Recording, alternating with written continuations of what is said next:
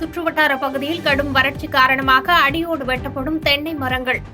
தமிழக அரசு போர்க்கால அடிப்படையில் விவசாயிகளின் அவல நிலையை கருத்தில் கொண்டு விவசாய கடனை உடனடியாக தள்ளுபடி செய்ய வேண்டும் என்று விவசாயிகள் கோரிக்கை.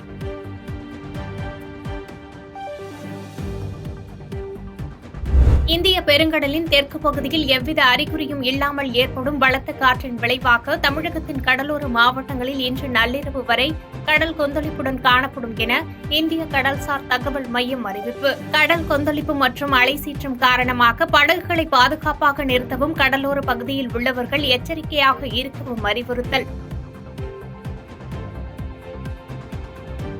பிரேசிலில் கனமழை காரணமாக ஏற்பட்ட வெள்ளப்பெருக்கில் 39 பேர் உயிரிழந்தனர். வெள்ளப்பெருக்கில் மாயமான 80 பேரை தேடும் பணியில் மீட்புப் படையினர் தீவிரம்.